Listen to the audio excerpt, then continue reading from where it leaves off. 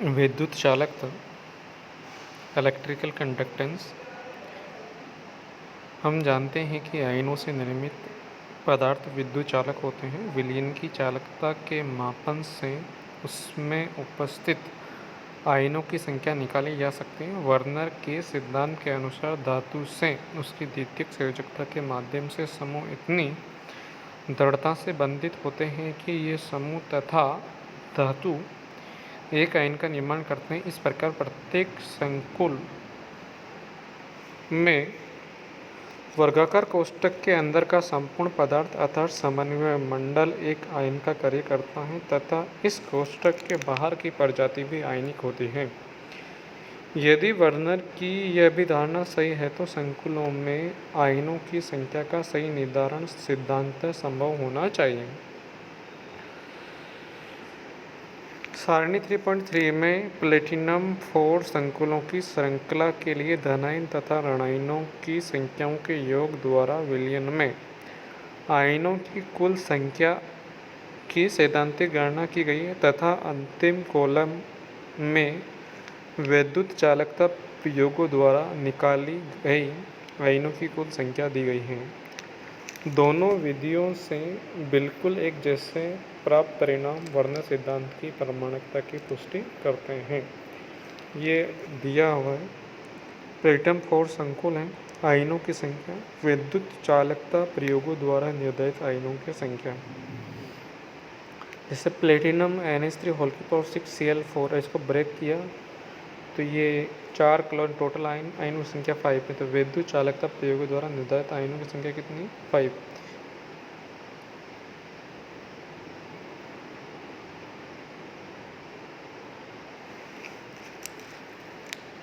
यहाँ पे है EN rule, effective atomic number rule, प्रभावी परमाणु क्रमांक। EN effective atomic number. Z+2Y ये फॉर्मूला दिया हुआ है। जैसे उदाहरण के लिए क्रोमियम CO6 के लिए EN की गणना निम्न प्रकार की जा सकती है। क्रोमियम का परमाणु क्रमांक 24, 6 CO अणुओं से प्राप्त इलेक्ट्रॉनों की संख्या 12। क्रोमियम का EN Z+2Y 36। चूँकि आगामी अक्रिय गैस क्रोमियम का परमाणु क्रमांक 36 है, अतः कहा जा सकता है कि ये नियम का पालन होता है। जैसे 3D है, 3D का एलिमेंट है तो 36 और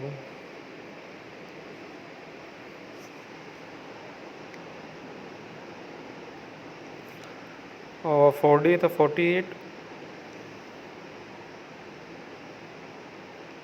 स्पष्ट है कि जिन धातु परमाणुओं में उपस्थित इलेक्ट्रॉन संख्या विषम है वे कार्बोनिल यौगिकों में EN नियम का पालन नहीं कर सकते क्योंकि CO संख्या चाहे कुछ भी क्यों ना हो, प्रत्येक कार्बोनिल अणु 2 इलेक्ट्रॉन का दान करके इलेक्ट्रॉन की संख्या विषम ही रहती है, जिससे अक्रिय गैस विन्यास प्राप्त नहीं हो पाता। अक्रिय गैसों में इलेक्ट्रॉन की संख्या सम ही पाई जाती है। ऐसे धातुओं के पास विषम इलेक्ट्रॉन की युग्मन से EN प्राप्त करने की एक विधि। ये विषम इलेक्ट्रॉन वाले दो अणु अपने अपने अयुग्मित इलेक्ट्रॉन का युग्मन कर द्विलकी अणु, इस प्रकार इन अणुओं में धातु बंध का निर्माण होता है। उदाहरण है MnCO5 अस्थायी है क्योंकि इनमें धातु का EN विषम होता है, जो अगली उत्तम गैस में इलेक्ट्रॉन के समान ही होता है। तथापि इनके द्विलक Mn2CO10 तथा CO2CO स्थायी है। इस बिंदु को स्पष्ट करने के लिए हम काल्पनिक कार्बोनिल अणु को लेकर इसके EN की गणना करते हैं। मैग्नीज का परमाणु क्रमांक है 25।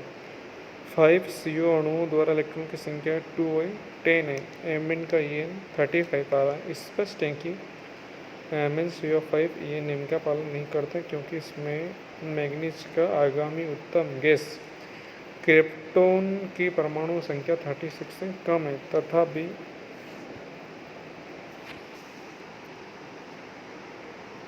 पूरा करने के लिए Mn बंध बन जाता है, जिससे दोनों Mn परमाणुओं पर उपस्थित विषम इलेक्ट्रॉनों का युग्मन हो जाता है तथा इस प्रकार से निर्मित द्विलक Mn2 में ये नियम का पालन हो जाता है, जैसा कि नीचे बताया गया है। प्रत्येक Mn परमाणु का इलेक्ट्रॉन संख्या 25, 5 CO अणुओं से प्राप्त इलेक्ट्रॉन संख्या 10, Mn बंध से प्राप्त अतिरिक्त इलेक्ट्रॉन 1, प्रत्येक Mn परमाणु पर इलेक्ट्रॉन की संख्या 36।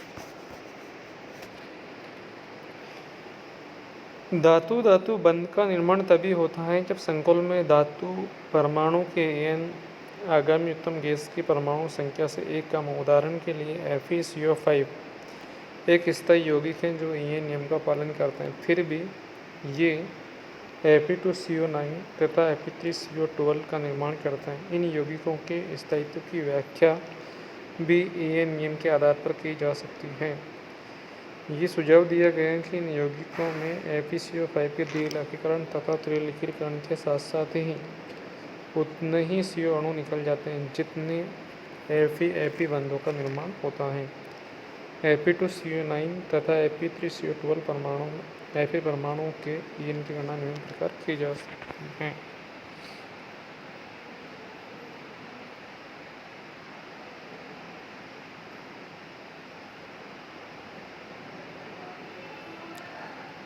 अब En के कुछ अपवाद हैं। कार्बोनिल यौगिकों में कार्बोनिल में वेनेडियम हेक्साकार्बोनिल एक अपवाद है, जिसमें वेनेडियम की प्रभावी परमाणु संख्या 35 है। यद्यपि MnCO6 की भांति यह यौगिक भी अस्थायी होना चाहिए। वेनेडियम CO एक स्थायी अनुचुंबकीय यौगिक जिसका सिद्धांत अपेक्षित द्विलकीकरण नहीं होता, सामान्यतः संकुल नियम का पालन नहीं करते, अतः ये नियम उपयोगी नहीं रह गए। इस प्रकार के कुछ उदाहरण हैं। कुछ सामान्य संकुलों में धातुओं का यहाँ पे दिया हुआ, जिस संकुल दिए हुए प्रभावी परमाणु क्रमांक नियम में एक दोष ये प्रतीत होता है कि प्रथम, द्वितीय, तृतीय संक्रमण श्रृंखलाओं के तत्वों के लिए भिन्न भिन्न होते तथा उदाहरण के लिए इस नियम की अनुकल्पना के लिए प्रथम, द्वितीय, तृतीय श्रृंखलाओं के तत्वों के प्रभावी परमाणु क्रमांक क्रोमियम 36, जीनोन 54, रेडोन 86 होने चाहिए। 18 इलेक्ट्रॉन नियम 18 इलेक्ट्रॉन नियम से En नियम का उपयुक्त दोष समाप्त हो जाता है। क्रिप्टॉन, जीनोन तथा रेडोन इलेक्ट्रॉनिक विन्यासों से स्पष्ट है कि इनका बाह्यतम इलेक्ट्रॉनिक विन्यास n-1 d10 NS26 होता है। इन सबको ऐड करोगे तो 18 हो जाएगा।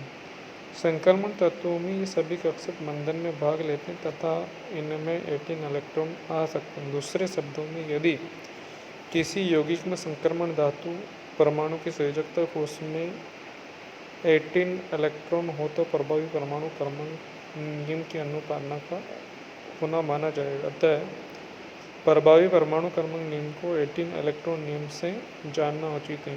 यहाँ ये बतलाना संभवतः आवश्यक है कि किसी यौगिक में यद्यपि कुल संयोजकता इलेक्ट्रॉन संख्या 18 है तो वह 18 इलेक्ट्रॉन नियम का पालन करता है।